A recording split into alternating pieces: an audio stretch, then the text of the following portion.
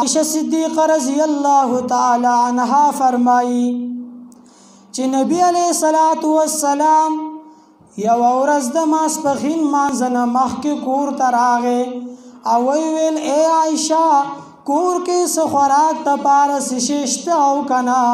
ما ویل ای د الله رسوله خوراک دپاره څه شی نشته دی. نبی علیہ السلام هغه لاړ جومات ته ماسپښین لمونځ یې وکړ او ماسپښین لمونځ پسې بیا راغی وی ویل یا عائشہ هل اصبتم بعدی شیئا؟ ای عائشہ زمان رستو کور ته څه راغلی دی او که نه؟ ما ورته ویل ای د الله رسوله کور ته څه نه دی راغلی په کور کې څه شی نشته. نبی علیہ السلام بیا جمعات طرف ته روان شو، لاړ جمعات ته او کور ته راغی او ویل هل اصبتم بعدی شیئا؟ ای عائشہ کور ته څه راغلی دی او که نه؟ ما ورته وی ای د الله رسوله کور کې خو څه نشته دی. نبی علیہ السلام بیا روان شو جمعات ته لاړ او جمعات نه بیا راغی ویل هل اصبتم بعدی شیئا؟ زمان وروستو کور ته څه راغلی دی او که نه؟ ما ورته ویل ای د الله رسوله کور کې خو څه هم نشته، څه هم نه دی راغلی کور ته. نبی علیہ السلام لاړ د مازدیګر لمانځه دپاره جومات ته،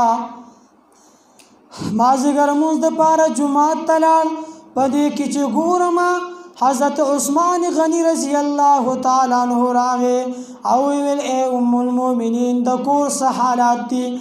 ما ورته وویل چې د الله پیغمبر هغه وږی دی، 4 ورځې وشوې په ناره باندې دی، خوراک دپاره څه شی نشته دی، څه شی نه دی خوړلی.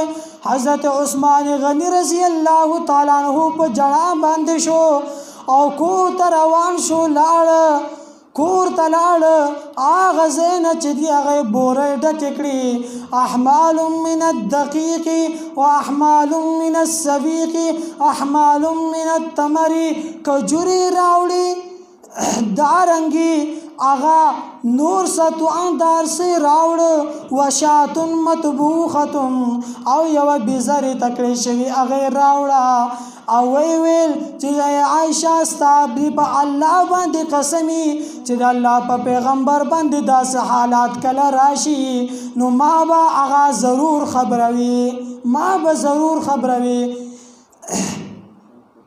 په دې کې نبی علیہ السلام د مازدیګر لمونځ وکړ او راغی کور ته.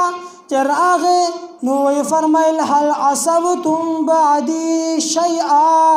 زمان رستو کور ته څه راغلی دی او که نه؟ حضرت عائشہ صدیقہ رضی اللہ تعالی عنہا فرمائی ما ویل ای د الله رسوله دا رستخان ډک لګېدلی دی.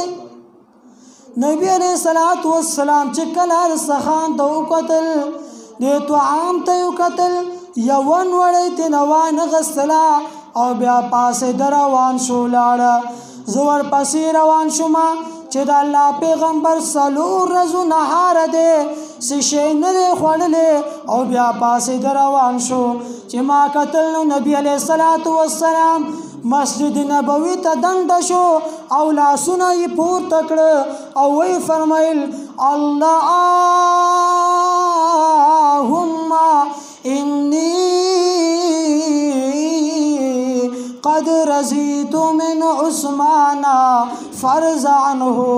اے اللہ زستا پیغمبر د حضرت عثمان نه راضي شوی، ما الله ته نه رضا شه.